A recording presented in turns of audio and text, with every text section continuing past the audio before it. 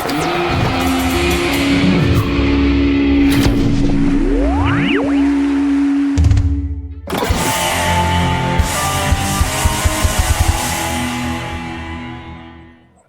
right. Hello, everybody. Welcome to Collaboratory, the show where Mike Morris improves an animatic with a little help from our audience. And we learn about the craft of storyboarding along the way.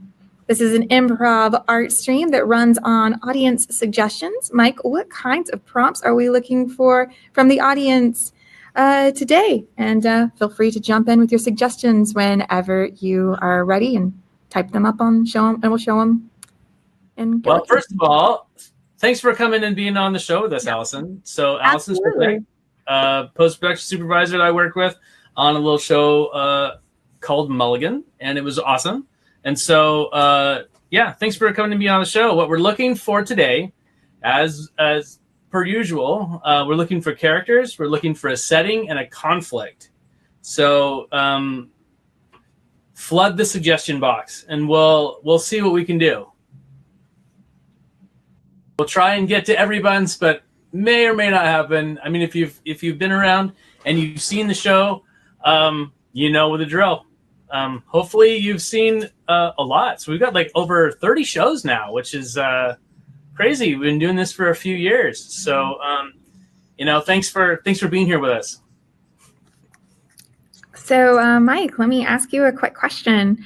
Yeah. What do you think it takes for somebody to be a really good storyboard artist? That's a good question. There's a lot of things I think it takes to be a really good storyboard artist. And it's hard to be able to do like everything, Being a board artist is like being an animator in some way. You have to have a certain level of acting skill. You have to bring the entertainment value to it. I think that's the biggest thing. If you can bring entertainment value to a show, if you can make it like funny for a comedy, if you can make it dramatic for a drama, drawing skill is absolutely important, but the emotional impact that you provide, I think that makes the best board artist. If you can bring the funny in a comedy, dude, you can't teach that stuff, you can kind of train with it, but you've got to have that sort of point of view, that comedic point of view of your own. Otherwise, it just isn't going to work as well. Do you think it's okay for certain storyboard artists to sort of specialize? Like maybe they enjoy doing emotional pieces more than like the slapstick comedy or anything like that? Or do they need to have a variety in their portfolio? I think it's really what you want to do. I mean, if you only want to do comedy, then by all means, just put that in your portfolio. Like some people don't want to try drama. They're just, I like doing comedy and that's what I like. I like doing preschool kids shows. I like doing simple stuff. I like doing super complicated dramas. Like it just depends on really what you want to do, and what kind of gets you excited about the whole process of it all. That's what I would think. So in terms of like their portfolio, like what are the main things that they should focus on and really being able to land that job in storyboards? Landing a job oftentimes is so subjective. And I mean, you know this, you're on the production side of everything, and it's a lot less mysterious when you actually see the process that goes on behind. Because, you think like, oh, I've got this great portfolio. Yeah, I'm sure you do. Everybody's got a great portfolio. And there's like 50 other portfolios besides yours, just all sitting right there. Mm-hmm. And then there's the people that the director already knows that he's worked with or she's worked with. And they kind of have their crew already. So, a lot of people I hear like are just having a hard time with like, rejection letters, or the worst is just not knowing, like not even getting any sort of indication from anybody about what your portfolio meant to them or their production. That's always hard. Yeah, no, I can attest to that. I mean, even working in production, when you interview and you think it went really, really well and you don't get the job, you're always a little confused by it. You're like, well, what didn't they like? Or what did I do wrong? And you could question those things to death. But at the end of the day, it was somebody's opinion. Doesn't mean that that's what your art represents or what you represent. Mhm. It's just what it is. So to curiosity, do we have any suggestions on what we should draw? Or you tell me. Do we? Is there anything in the chat? Check out your chat. There might be some stuff in there. Nothing as of this moment. Not Keep on yet. coming, guys. We need keep coming. We need some stuff. As Allison said before, this stream runs on audio suggestion. That is our solar-powered batteries, our gasoline, our kerosene, our what's another? Our hydroelectric power. Yeah. Oh, here we go. Our dilithium crystals. Yes. Yeah. Get those. Exactly. So Julie the Looney has an idea. How about a few kids go on an Easter egg hunt, competing to get the most eggs? Plot twist: one of them finds an egg that transports them into another world. Ooh, so something innocuous and they end up in some crazy place. So when you say another world, what other world? Yeah. So that's we have a couple of settings here. So I think we're looking at sort of like a port key situation from Harry Potter. You remember that? Oh, where yeah. they're just like they grab that thing and all of a sudden whoosh, they're in another place. Yeah, I mean, like, honestly, there are many times being in Los Angeles traffic where I go, why couldn't we just create a port key that I could just get from one place to the next? Well, instantaneous transfer of matter has been kind of a problem for modern science. True. And honestly, I don't know if I'd want my whole all my molecules ripped apart and then reassembled. Yeah, that's a good point. So Julie the Looney is thinking maybe somewhere spooky. If we're going, that might be something interesting, Mike. If we're going with, Oh, okay. Here we go. All right. Started off sweet and adorable, and now we're in like Halloween tone. I think I've got something. I think I've got something here. All right. So we've got. Let's start out with some bushes. Okay. Start out with some bushes here.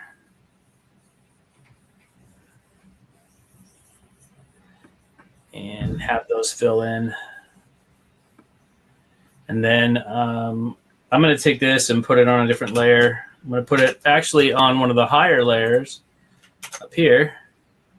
And then I'm going to get another bush. I'm going to just change it with a slight color change.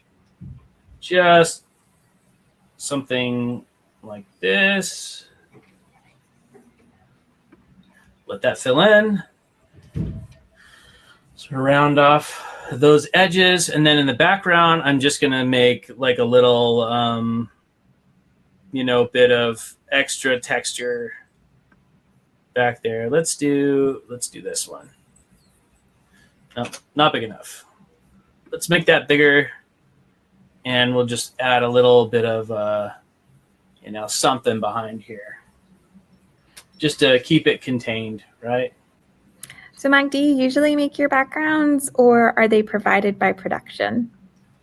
It depends on the show, and it depends on if you already have something in stock. I mean, the previous show I worked on, which was the Tuttle Twins at Angel Studios or Angel.com, they had a pretty extensive library of stuff because it was their third season, right? So they had a library of a bunch of different places that they've been to before and visited. But like when we were working on Mulligan, it was a first season show. So like outside of some of the model pack, like you just didn't have backgrounds to use. So it's kind of like one of those things where you might have it, you might not, So do you think that being able to do background design to some extent is important for a storyboard artist? Oh, for sure. For sure. I mean, it's important to be able to like kind of be a little bit of an illustrator, because like you're going to be doing a lot of different things. One of the things that surprised me the most about so my first job was on The Simpsons back in 2006. And one of the things that surprised me the most was that like oh, I have to draw things that I'm not necessarily comfortable with drawing, like cars. Like I've never been good at drawing cars. And I know there's some people that it's like, oh, cars are like my favorite thing to draw. That was never my thing, you know? And so drawing my first car scene when they're, you know, going down the road or having to turn the car in space and do that in character layout was kind of like, oh, well, I guess I don't just get to draw whatever I want. Oh, that's new, you know? So the better you are at just drawing whatever comes your way, like that's going to be an advantageous skill. Great. So we do have a suggestion about maybe the location. So we are going with somewhere spooky, I believe. Okay. But Chris Georgines has an idea of maybe they get transported to a world where rabbits hide newborn babies for humans to find. Oh, that got real dark real fast. Yeah, that might be real creepy. That might be a little bit more than what this stream can handle. Yeah. But, we'll definitely we can play it down a little bit. We might have to sanitize that one a little bit. But I like the fervor. I think definitely playing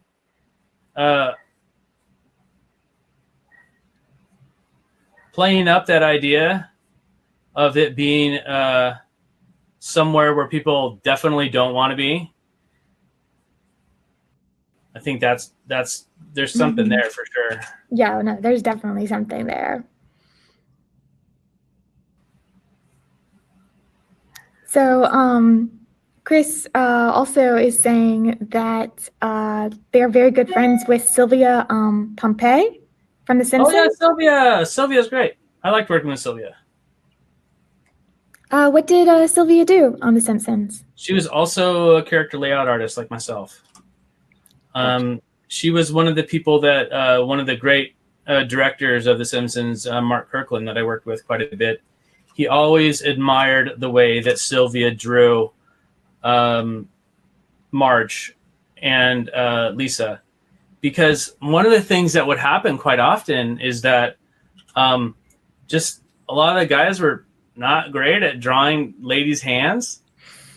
And so they were like these big chunky man hands. Oh no. And Sylvia was always really good at drawing these really graceful hands. Like especially, you know, when you're doing like medium shots and stuff, like hands are an important part of the body. They're very expressive. They're often we talk with our hands, we gesture, we make all these things. And so like when you have somebody who's supposed to be, you know, a more slender, delicate person, and they've got these big giant meat hooks for hands, like unless that's part of their character that's being described, like, you know, that can be an issue. Yeah, exactly. So I'm curious, like, I love the little girl. She's adorable. Where are you going with this? Did you take any inspiration from any shows or to kind of like come up with her design? No, I don't know. I guess there's probably somewhere in there that's, you know, referencing something, but I've sort of tried to create my own shorthand over time. Super cute. Oh, I love her. She's what I look like when I blow out my hair before I straighten it. So, like, I think that's kind of something we can do with this, and like maybe put her little hands up on top of these. Let's do an extra layer here, because the hands are going to go on top of the bushes.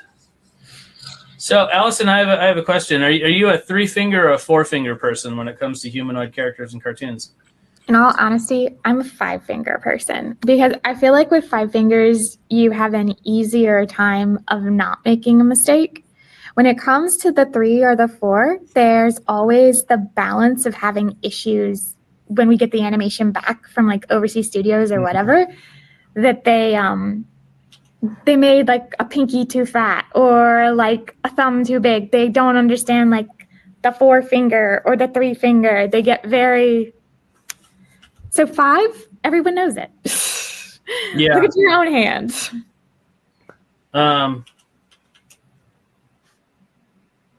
That's just me. What I was referencing without the thumb, but yeah. So five full humanoid type hands. Okay, so it just makes it easier for post, honestly. If you have 5, if you do 3, there's always somebody going like, that looks funky. I don't know what that hand is. You need to redraw that. Yeah. Oh, very cute, Mike. Very cute. Okay, so I mean, we can get a lot of mileage out of just this one pose, I think, too, where we can just sort of manipulate things a little bit. So what and I've probably said this, I think, every stream. Just the malleability of vector drawing is just, you can't beat it a lot of the time. In boards, it's especially helpful. Also, Otter Shinobi says hello. Hi.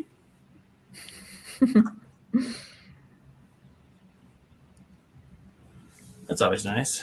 Yep. And then sometimes even though if it's small, just give it like a little bit of an extra slight movement, I think can help a lot of the time. So like, she gets up, let's give her a mouth or a tongue too. And then we'll do that one. Yeah, I remember from my storyboarding classes, for those that are listening, and I'm a Savannah College of Art and Design student who, after taking animation, realized I'd rather work in production. I would rather work with a spreadsheet than a Cintiq. I remember in those courses that I took that they were always saying, like, don't just move one piece of a character, an eye, a head, like always move more because it brings more life to the character. Yeah, unless that's the whole point, is just the eye movement, like like the Wes Anderson sort of style, where it's just like very, very minimal movement. So any movement is directed so completely, so anytime any of those characters make a movement, that it's on purpose, because they just don't tend to move a lot. So I have a question for you, and it's a little bit of a loaded question. So most storyboard artists, when they work in film... So wait, hold on. What kind of loaded? Are we talking about like a loaded baked potato type loaded, or are we talking about like loaded dice, or just, this is so controversial that we're going to get in trouble for even talking about it? No. Let's say it's more of a thing of like an emotional, like, hurdle kind of thing. So most students, when they get out of school and they want to be storyboard artists and everything, they've been making their own films, their own projects, but doing their own thing. What kind of advice would you give them for when they do break in and they do make it, the sadness of when what they worked on and beloved at that time got cut? Don't take it personally. You can't expect everything that you ever do is going to make it on the screen, because it won't. And you get used to it. It's hard at first. Like, oh man, I had that thing in there. I thought it was so good. And like, dude, you don't even know how many things that I've worked on that have gotten cut, and it sucks and it's terrible. But you know what? As a board artist, every drawing that you do should be disposable. Every single one. Except for like your own personal art, don't dispose of that, because you probably want that one. But like when you're working professionally, you definitely have put a lot of love, care, and soul into your work, especially in school, oftentimes. But when you're in the workforce and you're out there working on shows, especially if you're an artist who's been hired to be on a show, it's not your show. Yeah, it's not your show. It's not your show, and you shouldn't try to, be like one of those people that just co-ops a show because you feel like it, because you won't get fired. Oftentimes, you're not going to get fired. You just won't be invited back. Yep. So really, it's kind of the understanding that at the end of the day, what you're doing as a storyboard artist is a job. And the things that you do on the side, those are your passion projects. Those are the things that you have full say in, and it is important to kind of separate them and not take it personally when somebody on the work, like at work, goes, "Nah, we're going to go in a different direction." Yeah, and I mean there was a really fun story in the Richard Williams book some time ago. I'm going to turn on my guides really here quick just to lay down a quick 1-point perspective plane. So I'm going to get my 1-point perspective guide. I'm going to put it right about there, the bottom right third, and just pop in some perspective lines so I kind of have a sense of what I'm dealing with. Yeah, there we go. All right, so let's put in a little bit of background. Anyways, we were saying we were talking about some things. Basically, just kind of the emotional struggles of being an artist on a commercial project. Yep. Sometimes it can get a little hard, but oftentimes it's just a matter of getting used to it and the experience of it. And for some reason, the pointer finger doesn't want to give up.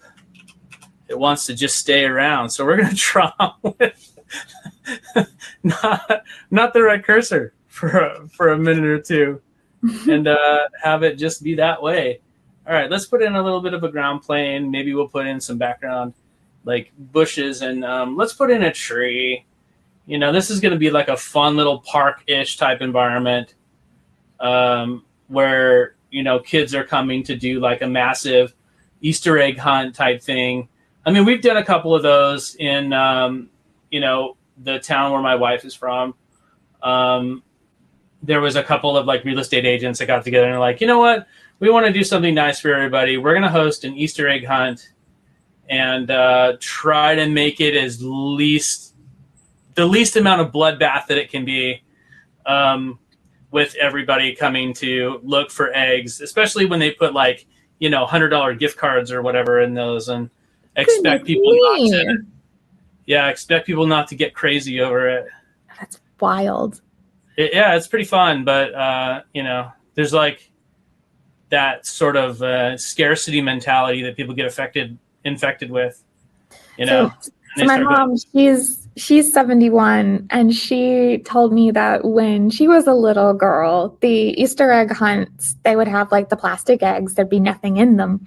But if you got like the special egg, it would have candy in it. Like there would only be one egg out of all the eggs that had candy in it. Oh man. Yeah. And I'd never done an Easter egg hunt before because I'm Jewish, and my mother, she converted to Judaism. And so I went to school like in kindergarten, and I had been going to like a Jewish day school. I'd never done an Easter egg hunt before. I didn't even know what an Easter egg hunt was. And then like we were running around looking for candy, and I was like, what, isn't this like Halloween? Like, what is this? I was so confused. Oh yeah, I imagine so. And I was also like, how is nobody not like creeped out by this? What, by Easter bunnies that and stuff? There's a rabbit that hides Easter eggs, and you go and find it, and then you're going to eat the candy that's in the egg. I mean, like, I knew it was the parents who were doing it and all, but it was like, but the story was kind of creepy to me. I mean, I've never really totally understood the whole Easter bunny thing, but I mean, Santa, I had nightmares as a little Jewish child. Like, I was like, this person comes into your house and like breaks in, is breaking and entering. What is this? That's funny. Okay, so we got this sort of basic environment, and then I think we're gonna. We should probably color in a couple of these really quickly. So using the draw behind tools is a great way to do that. If you're not familiar with the draw behind tools in Storyboard Pro 22, you should totally do it because they're a huge time saver. You just you got to make sure you close your line, otherwise it's not going to work so well. So it's good to like kind of put the start of your line in a place that you can kind of easily see, and then it fills in real nicely. Speaking of which, Allison, so I have a question for you. You've looked at a lot of boards, you've looked at a lot of animation. When you're drawing, how important is line quality, do you think? I think when it comes to the rough, it's all about the expression. So I was about to say to you that I really loved how rough your background was, but I really liked the fact that you have planes of definition, a foreground element, a middle ground element, a background element. It gives a really nice composition and life where I can really see that child running from this bush to that bush to back over by that tree, really searching for those eggs. So to me, from all of the boards that I have seen for like the last 9 years doing this job, I would say that it's all about what you get a sense of the moment you look at the drawing. So it doesn't have to be perfect. It doesn't have to be like the best looking drawing ever, but it has to have movement. The characters have to have expression. It has to be very clear what I am looking at. I think if your boards are so rough that I don't know what you're looking at, I think, you've missed the point of a rough board. Now you're just kind of not getting across the story anymore. So that kind of be like my rough answer on that. Awesome.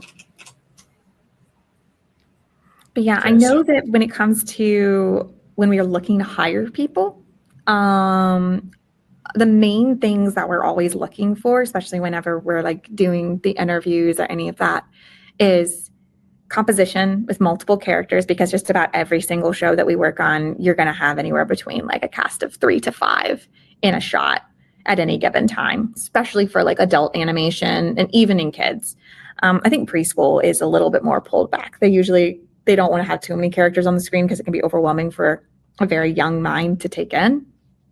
The other one was like, so making sure that you're doing a really solid composition with all of those characters, the back and forth of dialogue between characters, and expression on the faces, line of action on the characters, so that we get that movement. And then the last one was, especially because most of the shows I work on are comedy based, was the comedy element of how strong are they when they do a drawing, or their slapstick nature of the humor. Is their timing on comedy like really on point?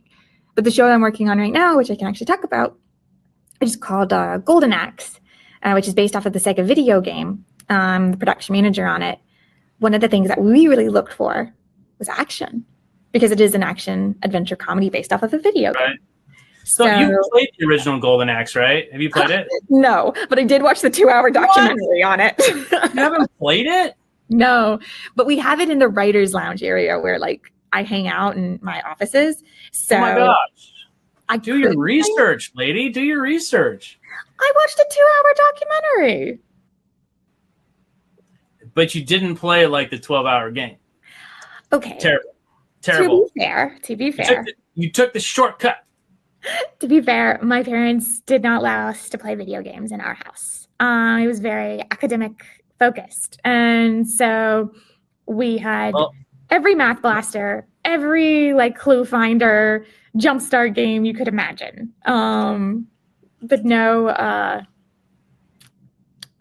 Sega. There was no Sega Genesis. I didn't have a Sega Genesis either, but I had a Nintendo and a Super Nintendo. And it was really fun. I was introduced my daughter to Donkey Kong Jr. Math the other day. Oh my gosh! Which was a super fun game that I used to play with my cousins and aunts and stuff. And that was really fun. It's an interesting game where you're like, Donkey Kong is in the middle. He'll hold up a sign that has a number on it, and you start with a number, and then you got to add, subtract, multiply, and divide your way to get that number. Mm-hmm. So by finding different things and everything. It's a really fun game. If you haven't played it, you all should check it out because it is really fun. Let's put a kid over here.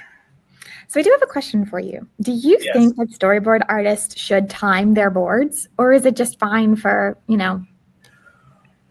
it should just be a bunch of panel drawings kind of thing? Or should they be timed? On that, I'm torn because I know that, oftentimes shows aren't going to want to necessarily pay you for that. And they're like, oh, you should just do all of our initial editorial for free. And that I'm not into because, that I feel like gets a little taking advantage, Mm-hmm. But I personally like it. Like artistically, I like doing my own timing, especially if I have a dialogue track because then I can like do the acting. But I come from an animation background, so that probably has a lot to do with it. I bet it does actually, but I mean, I feel like most of the storyboard artists come from an animation background. So I was always a little surprised when I would hear that certain storyboard artists didn't want to time their boards. They're like, oh, I don't like timing my boards. And I'm like, but it gives you control of the pacing of the story. Yeah. Yeah. I mean, it definitely gives a little bit, you feel a little bit more like you're directing something, I think, when you do that. But at the same time, like if you're not getting paid to time the boards or if they're not putting ample time in the schedule for you to time those boards, then I think that can get a little, like I said, I feel like it can easily get taken advantage of. Oh, but I love the backwards hat. That's awesome. Again, artistically, I love it. Yeah. Like that's how I do all of mine. Is I like doing the timing, and all that stuff. So, so does anyone have any suggestions on like where this egg is that takes us to this different location? Do you know where it is yet, Mike? I do. I do know where it is. You do know where it is. I do know where it is. Has it already been found? No. Okay. Not, well, kind of. Yes, it kind of has. Okay. All right. Let's see. Let's get somebody in here with another girl. Let's put a little skirt on her or something. Maybe one of those ones that's like, no, because this one's already wearing overalls. But let's just have her with a longer thing on here with her little Easter egg basket. It's got a couple of things in it. So I'm noticing you definitely have a shorthand in which you are drawing. Yes. How did you come up with your shorthand? Just takes time. Just takes time. Yeah, you come up with something over time that works really well for you, and that you can do really quickly. Because I mean, like, are there any exercises that like future storyboard artists could do to kind of find that shorthand? Gesture drawing, that's where you find it. Look at the gesture drawing that Paul Briggs posts. I love Paul's work. It's super dynamic and fun, and has, I don't know, sort of like a swanky quality to it. When you look at it, like the lines are just freaking effortless. It looks like, and he just places them in such a way that it just makes it look like he took like all the time and none of the time to do it at the same time. Yeah. So but yeah, do your gesture drawing and figure out like what you can do. There's a board artist that I know by the name of Brandon Warren, who has a really good, like, you can tell like this is a Brandon Warren board, when you look at it. So I got to work with him on a couple of different shows, Future Worm and DuckTales, and he was always really great to have stuff from. But everybody has their own little way of doing things, and that sort of shines through in the boards that you create. People can tell your work from others, You know, like a couple of board artists that I worked with on DuckTales, you can tell like a Matt Humphreys board from like a Sam King board or a Tanner Johnson board. You can tell everybody's got their own little thing, and it's lovely. The animators don't have that same sort of luxury. You kind of have to, you know, look at what you're doing a little bit more in the term of a global style, but with boards, like, you don't have to do that quite as much. I'm gonna turn on the light table for a second here. Where did I put it? There we go. So I'm gonna copy and paste this really quick because I'm not quite done with some of those poses. I agree with you, Keyframer. Like I also, so Keyframer is saying, I can't imagine not pacing boards. Timing's everything sometimes. Also, they're thinking that it might be funny if the egg was under that little boy's hat.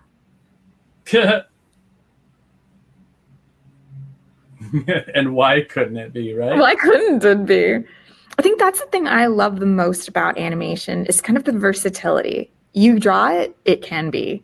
And you can't find that in anything, like you just can't find that anywhere else.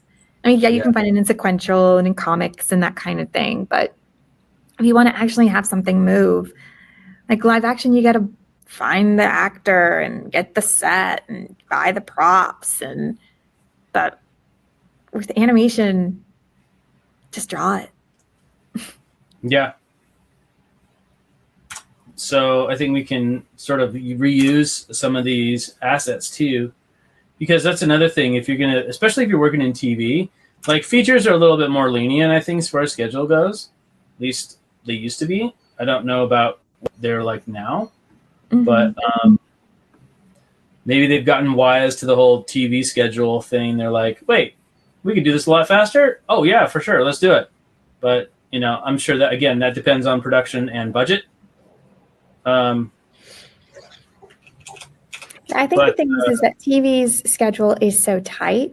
Like, for those of you who do not know, most of the schedules that I've worked with TV have been like 2 weeks of rough and 4 weeks of clean. So you're looking at like a 6-week process from like start to finish for the storyboard artists to like leave their mark. And then it goes into animatic. And from there, we'll have the revisionists come in and kind of take over. But for like feature, it can be years. It can be years of storyboarding and trying to figure out exactly what the story is.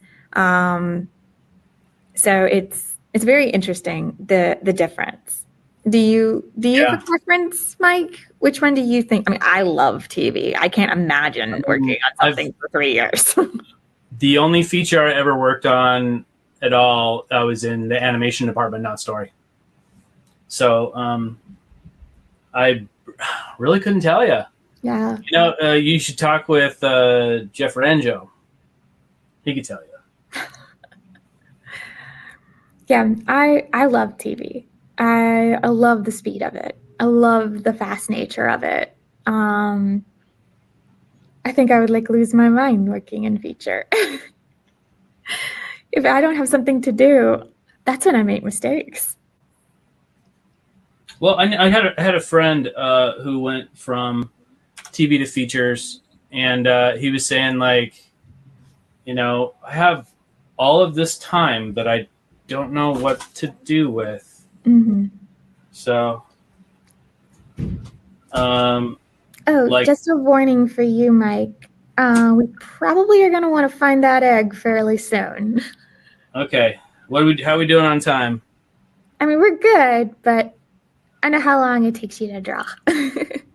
Well, we're doing multiple characters right now.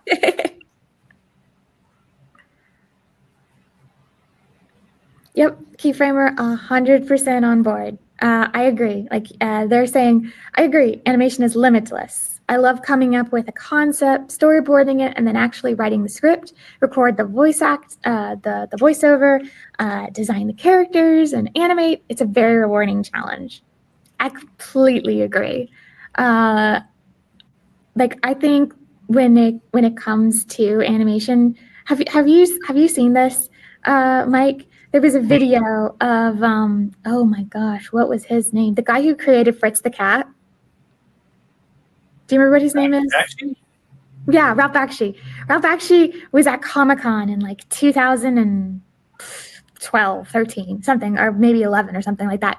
And he said, you don't need a studio. Just get some friends together and make a film.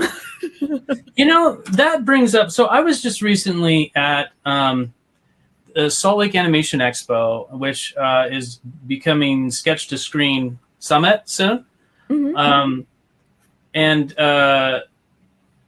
one of the things that I kept running into was just this need of a lot of kids. And I know that this is kind of just like an artist thing in general, but like definitely with younger artists, that there was this sort of need for studio validation. Like they wanted to have that studio like accept them and tell them they're good kind of thing, which I can totally understand. Because I mean, how else do you know that you're good enough or that you've made it? You know what I mean? How else do you know if you don't have acceptance of your peers or somebody wants you to come work for them? But I find that often it becomes so crippling for people that, and again, going back to our original conversation about how a lot of times just things that happen are completely arbitrary. Mm-hmm. And, not to really put a ton of stock into that sort of a thing, because chances are your skills are pretty good. Yeah. And if the opportunity came along, you'd probably get it, but you should do it because you love it. You should do it because you're passionate about it. You should do it because it like, that's the thing you think about when you don't have anything that you're being forced to think about at that very moment. You know what I mean? So like, if you're coming up with cool ideas about like the next film you want to make, or, the cool new project that you're thinking about doing, then you start doing it, like who's to stop you? There's nobody to stop you. So just do it and make something that you want to make. Like, studio validation is fine. It's great. And it's, awesome for a lot of people, but it's not the only thing out there. That's very true. That's very true. Honestly, the better one is audience validation. So I debated back and forth on if I should be a writer or not. I love animation, I love production, I love all this, but I really, really for a time wanted to get into the writer's room. I just could never get into the writer's room. It just, something about writing scripts just didn't really fit well with me. And then during COVID, I was like, you know what? I'm going to write a book. I'm just going to write like a weird book about everything that I love. I'm a weird egg, and I like demons, vampires, witches, warlocks, and werewolves, and all that nonsense. And so I wrote a book, and I got hundreds of thousands of followers from writing that book on this website. And it was such a wonderful feeling of validation that like, oh, I can write. But I was never going to be able to make it into the writer's room of animation. And the same thing with like creating True Tale with like all of my friends and doing all of that. Which you should describe that, because I'm not sure exactly if our audience knows what True Tale is. So True Tale is an online animated project that a buddy of mine from school and I created back in 2013. We got all of our friends together who were either in college at the time, in high school at the time, or had graduated and didn't have that portfolio that they needed to get into the industry. So we created this IP that was basically about a cute little kitten named Caleb. It was all very anthropomorphic. A shout out to the furries, I guess. And the concept was that it was a little kitten named Caleb and his friends, and they were going off to a school called True Tale Academy to be trained by the generation of old heroes to become the next generation of heroes. And this land that has dark forces that are lurking kind of thing. So we all got together. We all worked on character design and storyboards and animation and all of these things. And due to it, we released a trailer on Cold Hard Flash in 2014. Cold Hard Flash, that's a name I haven't heard in a while. I know, right? The whole thing was done in CC Animate, but it was Flash at the time. And a Nickelodeon development guy his name was Kevin Lee, saw what we did. And he reached out to us in November of that year and was like, pitch it to us. So we pitched True Tale to them. And it wasn't what they were looking for, which was fine. But it happens more often than not. But the reason why he was so fascinated by our model was not just the fact that the film and everything looked unbelievably professional and it looked like it was ready for TV. It was the fact that we had so many people work on it and we didn't pay anybody. We literally looked at it as it was a giant passion project that we were all working on it together to build our portfolios and our resumes. And to this day, we've still been working on it. And after we did Kickstarter, we started paying everybody and all of that. And that was back in 2019. But after a certain point of them specializing in either being storyboard artists or animators or character designers or background artists, over 50 of the people that we worked with over those years ended up getting hired in the industry, myself included. Cool. So we helped people who had, the moment they got out of school, had no ability to get into the industry. All of my storyboard artists went off to be, like, my two top storyboard artists, they went off to become directors at Nickelodeon. And one of my storyboard artists, she went off to become a storyboard artist like on Central Park and other shows over at Bento. And my animators, they worked on films for like Brown Bag and animes and Care Bears and went out to Canada and they worked on like Carmen Sandiego and things along those lines. Their start was with us. And so, yeah, I stand firmly on the fact that if your portfolio out of school isn't what you wanted it to be, that does not mean that's the end of the world. Find a way to make it what you need it to be to break into the industry. And most of the time, it's specialization.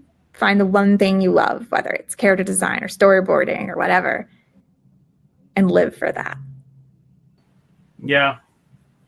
Well, and it shows that also that you're very dedicated to your craft. You've got, you've got something going on, and that's really important.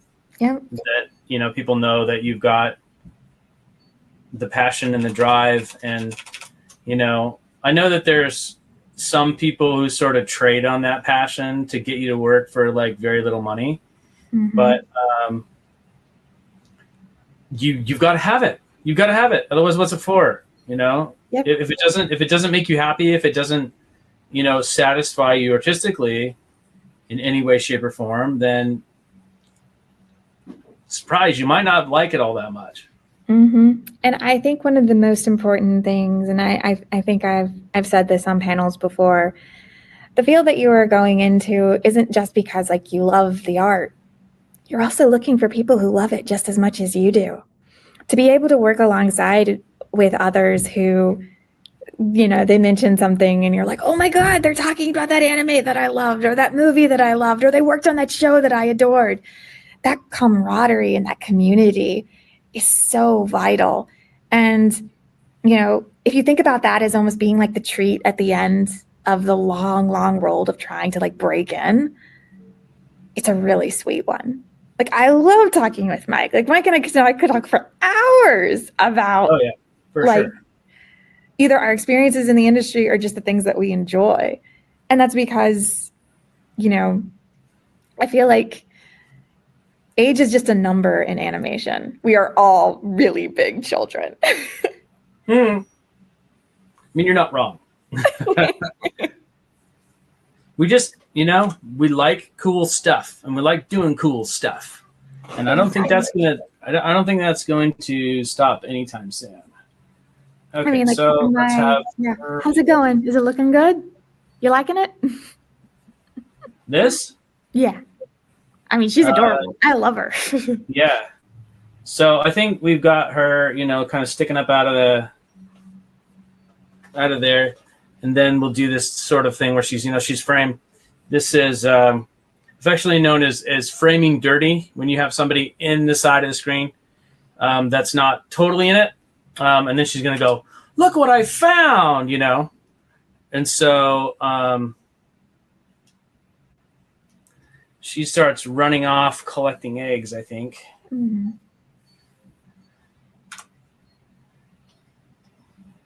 And when you do these perspective shots, and I'm just gonna go. I'm not gonna go for pretty drawings now. I'm just gonna go for, getting this done.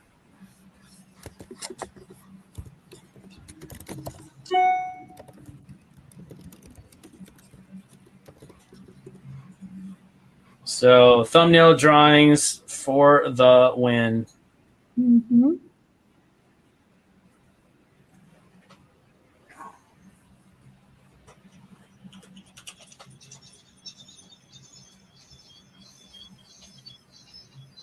I found where all the eggs have gone.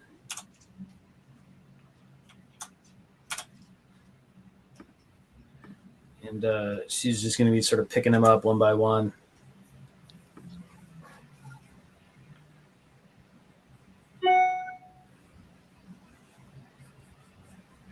Another basket here. See, I love this kind of stuff, that you spend like a lot of time doing like the fun expressions so you can really explain who the character is. And then when it comes to the movement, you just let them fly. Like you use the action line and speed to just get them to wherever the next location is. And then you spend time on giving them that like surprised or whatever look that you need. Like, I really love this. Yeah, I mean, it's kind of like the whole idea in storytelling in the first place of setup and payoff, right? So you've established 100%. Something, and then you can start really, really paying it off. So like, the kid with the hat, like he's all excited and is coming in to, do his thing, try and get as much as he can. Yeah, I like that. The reestablishment of a character that we previously just saw. Yeah. It's really good. Sort of path here. It's almost leprechaun-y the way that this is kind of working out, like how a leprechaun would lure somebody to their doom. Or if Chuck Jones is to believe, the wearing of the shoes, with the leprechaun shoes that make you dance forever.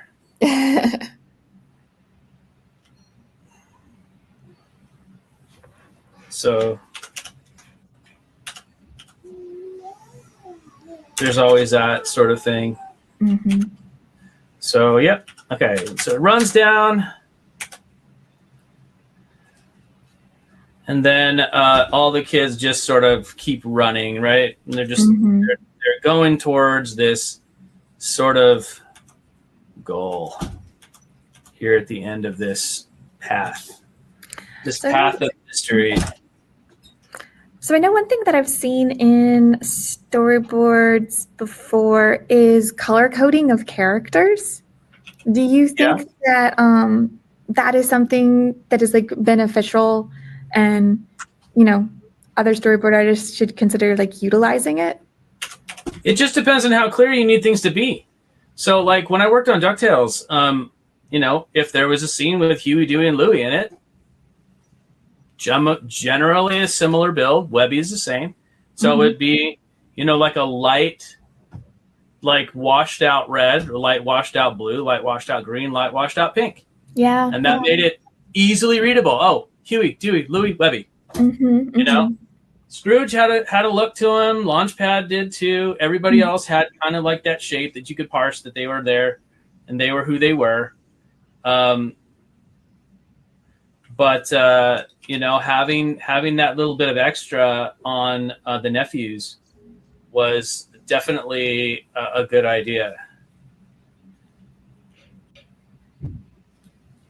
Yeah, I know it definitely helps the overseas studios. if we do things like that, especially when like it's time for us to conform the board. And for those of you who are not familiar with this, so conforming a board is making sure that all of the panels and everything, for the most part, the characters are on model, that we have any kind of contact poses in there so that the animators kind of have those keys on what we want, because we want to make sure that the animation that comes back does mirror what is in the storyboard.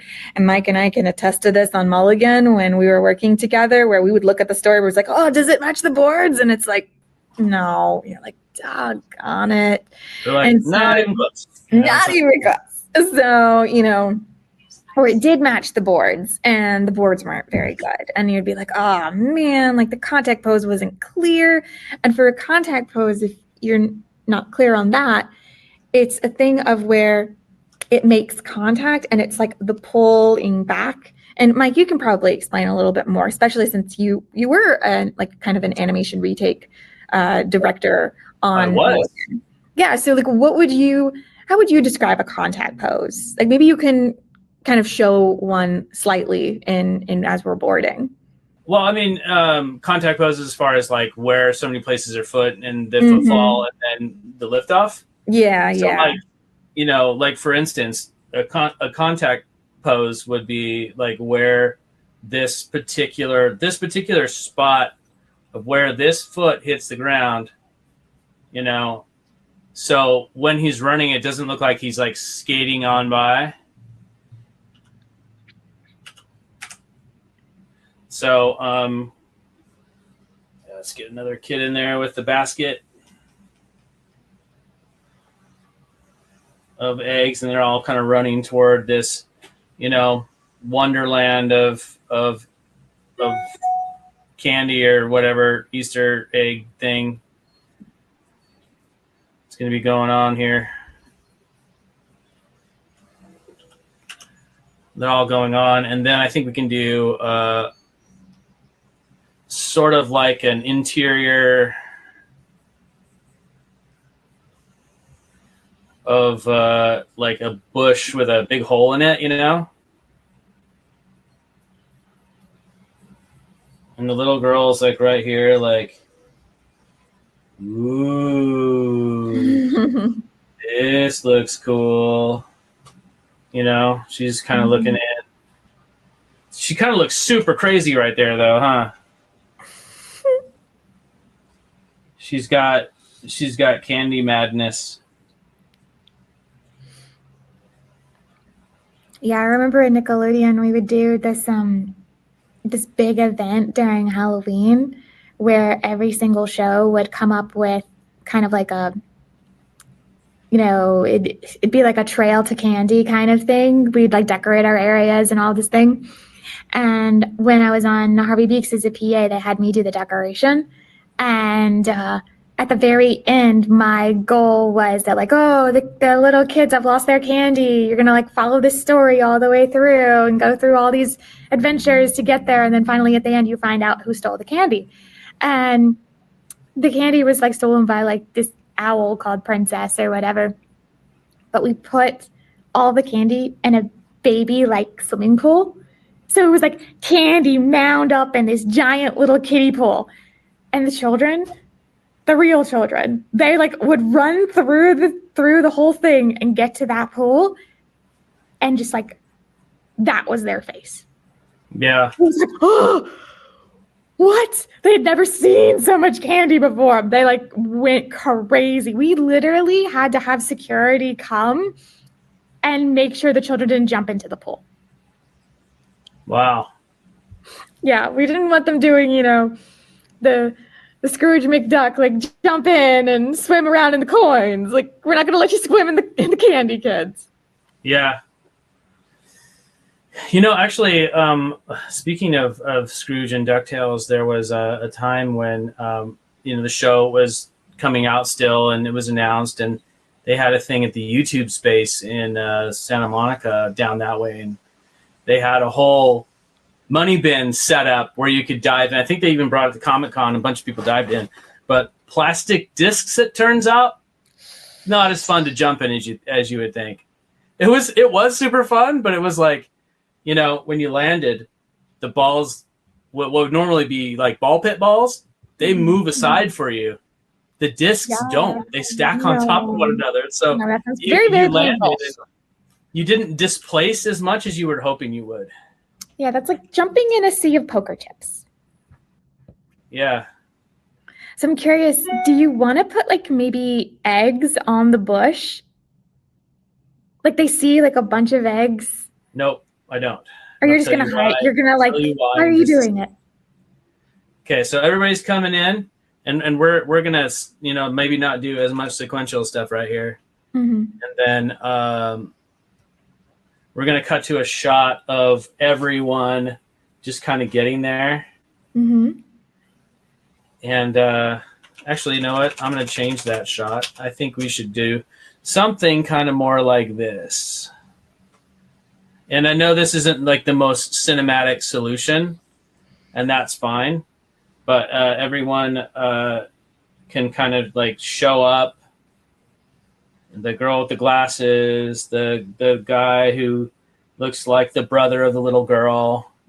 She's right here, totally excited. The kid with the hat's right there. He's totally excited. And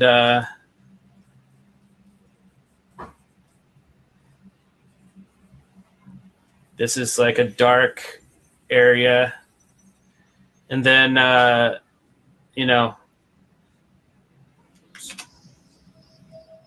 whoops, wrong button. We can cut back to this and just copy that, bring that over here, and then we can cut in on it with the camera. So just, and we'll just go like this, move that around a bit. What about that thing in the back? And there's a big, like, amazing looking golden egg on like a little mound of, stuff. Nice. And then they all kind of approach it, right? They all come in.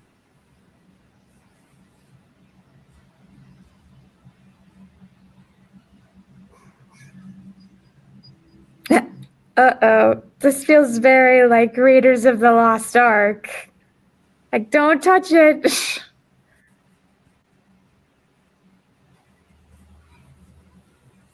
The other kid comes in too. Whoa, we're going to crack that open and get all of the chocolate inside that thing, And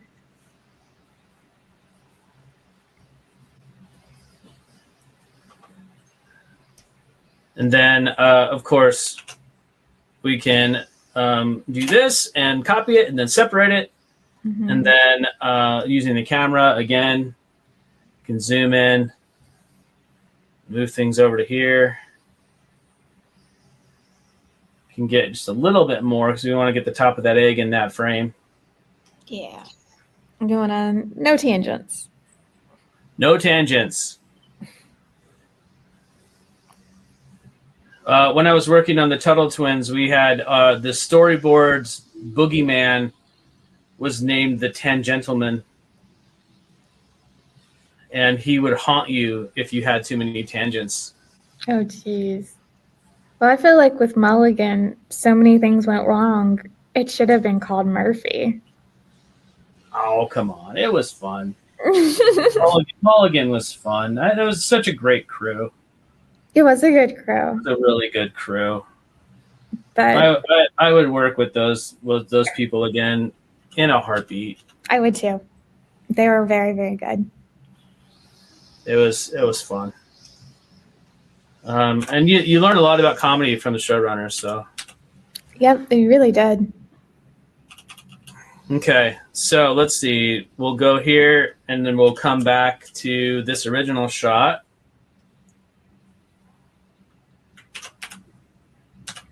She touched it, and then put her right there. And then I'm going to turn the light table off too, or the onion skin off for a second too. So then, whoop, you know, we're going to have like the egg just pulls her in.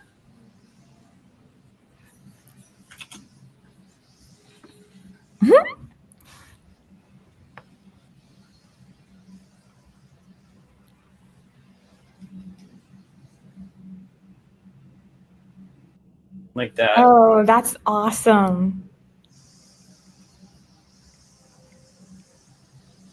And let's do this here, where the candy basket or the egg basket is here. And, you know, the kid's like, this other kid's like, whoa.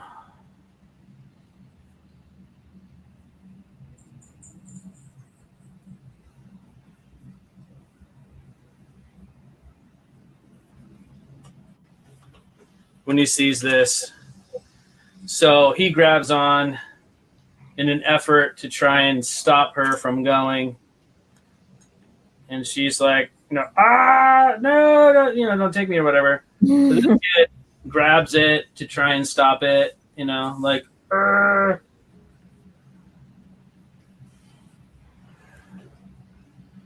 And then we can use the camera to pan out a little bit. Whoops. To see that all the other kids are doing that too. This one's going to run over. You know, the other one's going to run over too.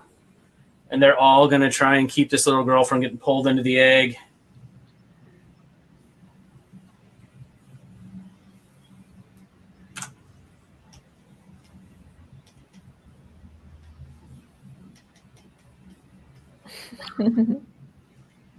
And then, but what they don't realize is that that's exactly what the egg was waiting for.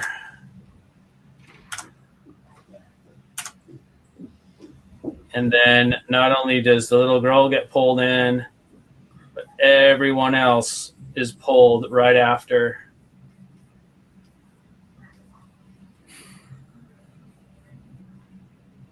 You know, she's still grasping the egg here. Mm-hmm. Everyone gets pulled into the egg in a really, really fast way. And that's another thing. Sometimes you can sort of cut down on the animation burden. You can still get some cool stuff in, because every show has a certain scope to it, right? And I'm just gonna put a whoosh right here, and like all the other kids, you know, getting zapped into this thing.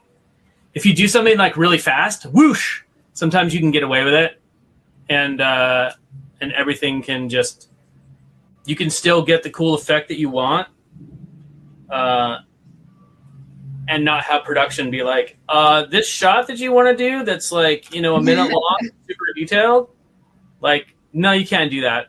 So sometimes, you know, you just need a little thing that you can just do it faster. So they all get put into the egg. And that's when, you know, all of the kids are like, oh, what happened, you know?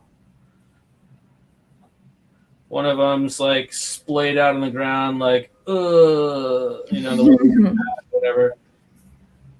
You know, this one's like, oh, what happened? You know, the brother has got the sister, and is kind of holding on to her or something, you know.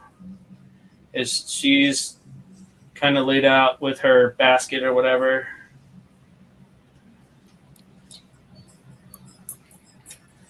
And then we can have, let's just drop the opacity on this.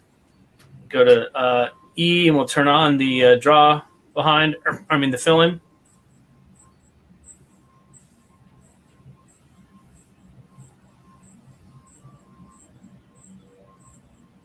Oh, nice. It's like, oh, now you're going to get put in my basket. Oh, yeah. So you get this shadow that comes up, and then they kind of look up. Let's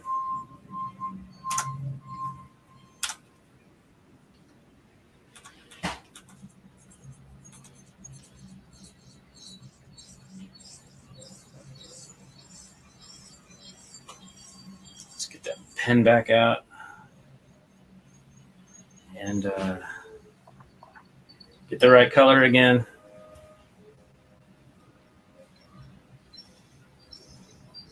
So out of curiosity, how long do you think if this was to be animated, it would be? We're looking at like I'd have to time it out and see.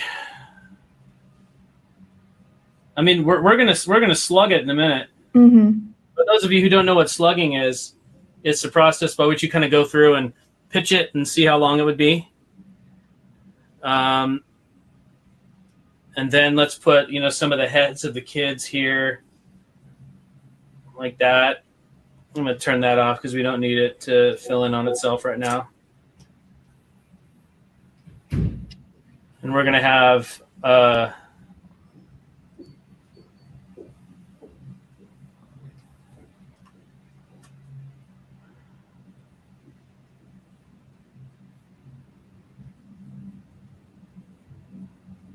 Easter Bunny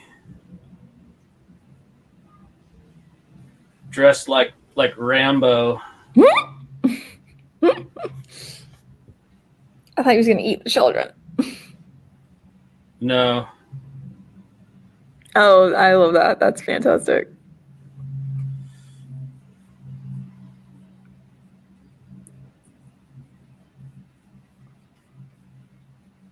Give him like a carrot. Oh, jeez.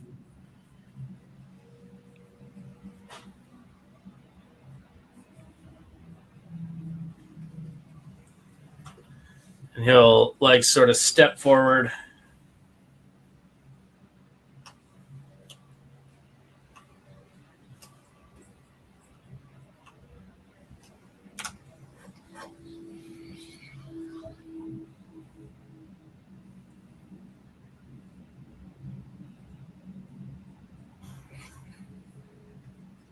And then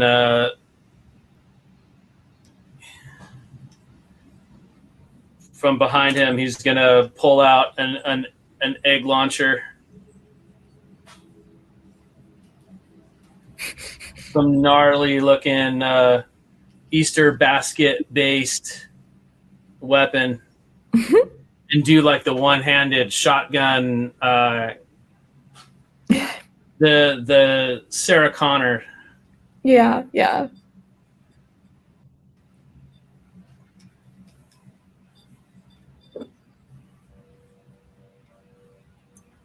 So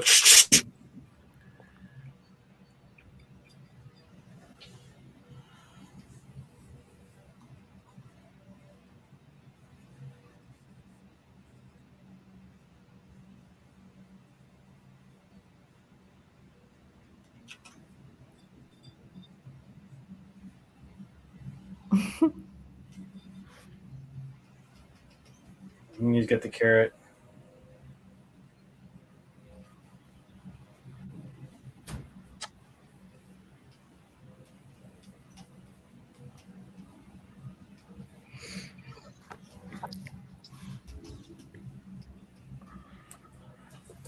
All right, cool. Mm-hmm. And then how much time do we have? So you're looking at, oh my God. So we're at 1:15 right now. So I'm thinking you're going to want to start slugging now. Well, that won't take too long. Okay, so you got 15 minutes. Got 15 minutes. Okay. So I think there's a couple spots that we can embellish here a little bit. Yeah. Because we have kind of gone a little far without doing too much drawing. So let's fill out a couple of spaces. We got this, it's a little bit sparse. Hey everybody, come on, let's go. And everybody kind of goes. And then I think right here we need a little bit of more kind of catch up with these characters. Mm-hmm. Like, whoa. You know, there's always like that greedy, avaricious. I mean, you see it when in like some of the old Looney Tunes cartoons. Alibaba Bunny is what comes to mind right now when you see Daffy just gets these wide eyes full of greed.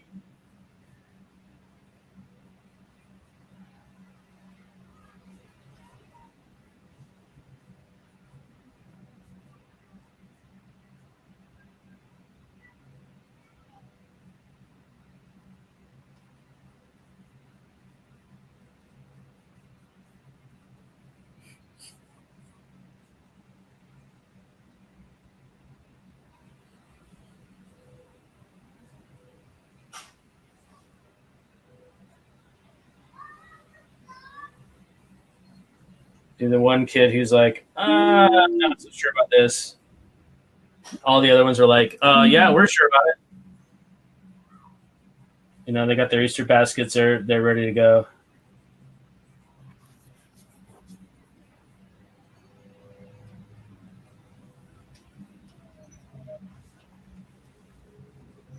And then, of course, leading the way is the youngest, who we're going to put on her own layer for the time being. Put her up here. And she's going to go exploring first.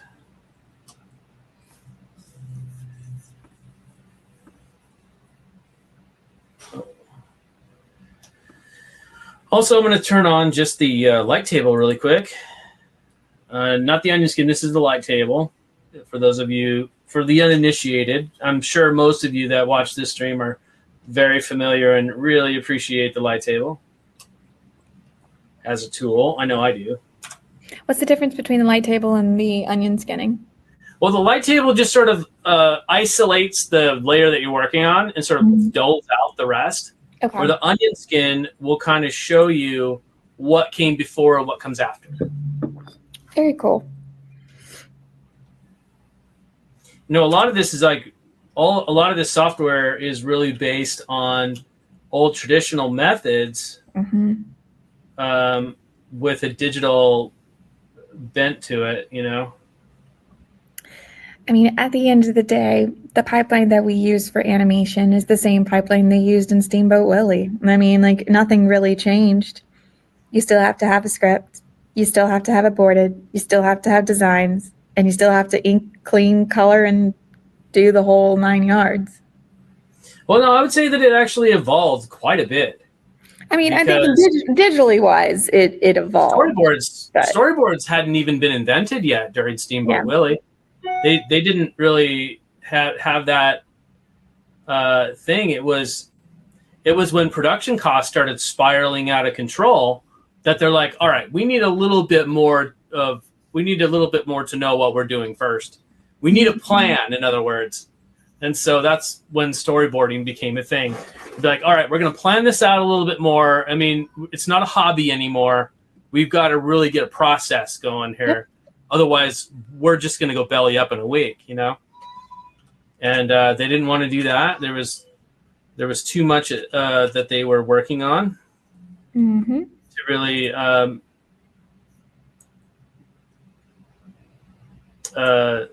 too much that they were doing to give it up right then and there, and just keep doing things the way they were doing them. So, you know, and processes evolve over time. They always will. And now we're seeing some other processes that, you know, some of them a little bit on the threatening and frightening side.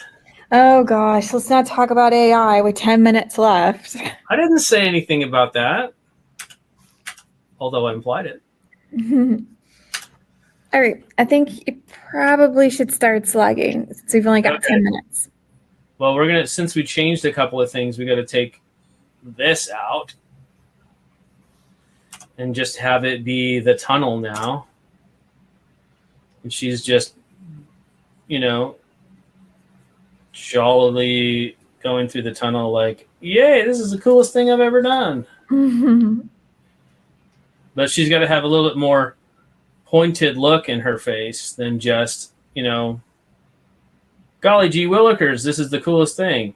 Can't have that. You want to get your communication down into a place that is plausible.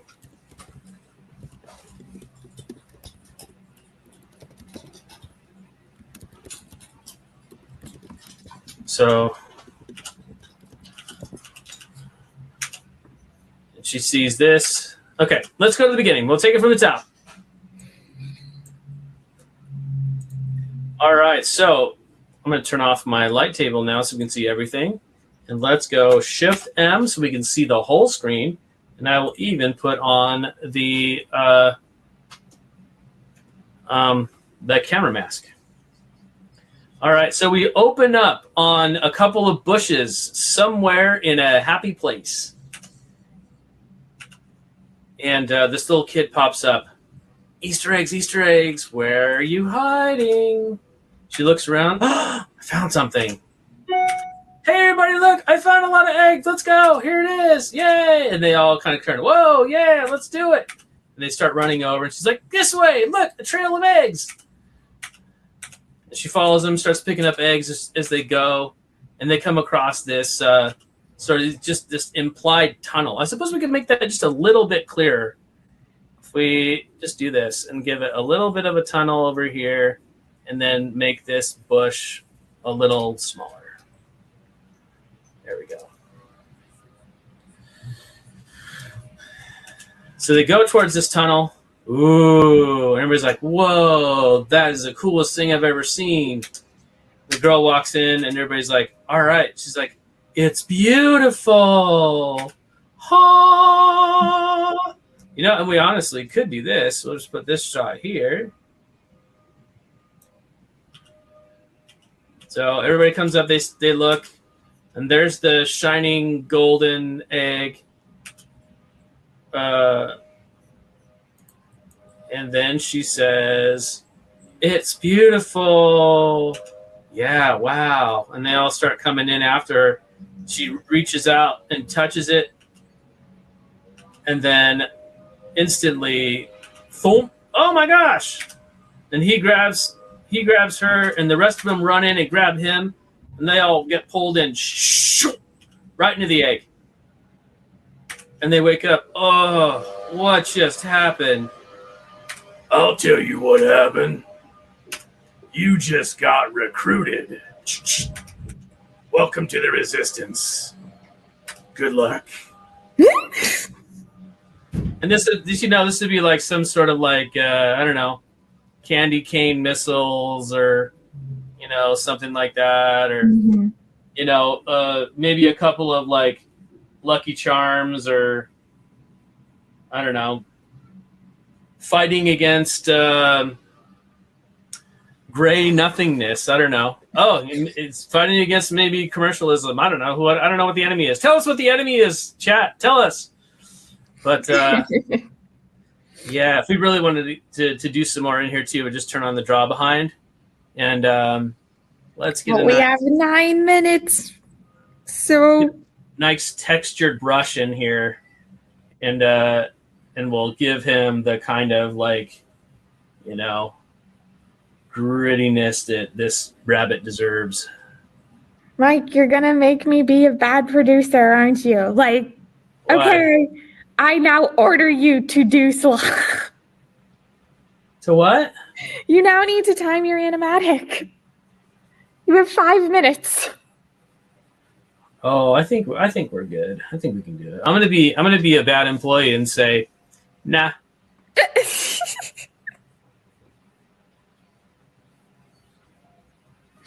I tried. You tried. You tried. Many have. No, I'm just kidding. For those of you who wish to one day work in production, welcome to a day in the life of a production manager. Yep, that's true. So this is the schedule. We really need to hit it. This is the deadline. Yeah, I don't know about that. Can I have tomorrow Well, I mean, too? I'll give you some more time. The deadlines always have to be, realistic too.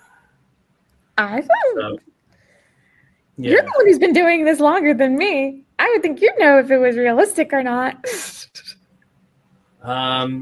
Sometimes. True. I think a lot of us tend to be like, oh yeah, this should only take me so long, and then this gets in the way, that gets in the way, whatever gets in the way, and your estimate just goes right out the window. All right, now we're at 3 minutes. All right, cool. Then we can add one last little bit here at the end. And this little carrot cigar pops up, and just a boom, boom, boom, boom, boom, boom, boom up behind him, as whatever glitter missiles go off. All right, 3 minutes. All right, cool. And we're done before deadline. I think we have just enough time for an outro. That's you. That's me. Oh, wait, I thought you played the animatic. I got confused. Oh, no, we don't play it. We pitch it. Oh, jeez. And we already did that. There's where my confusion is. All right, Mike. Oh my gosh. There's the eggs. I found the treasure trove. All right, Mike, thank you for joining us once again for Collaboratory. Do you have any projects or topics that you would like to draw our attention to in like less than 3 minutes? Yes. Ontario, California, May 18th and 19th, Comic-Con Revolution. Come see me. Come see Allison. We've got some panels going on for animation, talking about storyboards, talking about what to put in your resume and on your cover letter. Allison's going to be going through and showing you the right ways. And then we're going to also be having a panel about doing your own film. So come see us, Ontario, California Convention Center, May 18th and 19th. Ontario Convention Center. If I didn't say, I think I said that already. It's going to be a blast. Comic-Con Revolution, come see us. Awesome. Well, thank you to everyone who joined us for Collaboratory. If Mike Morris could draw in an hour, wait, what? If Mike Morris could draw this amazing thing in an hour, think about what you could draw in 3 weeks. You can download a 21-day trial of Storyboard Pro from our website at toonboom.com and find free video tutorials at learn.toonboom.com. And if you are looking for more interviews, be sure to visit blog.toonboom.com for articles about storyboarding, animation, and 2D games. Until next time, I'm Allison Sribnick. Bye. That's Mike Morris. Thank you. Thanks for coming, guys.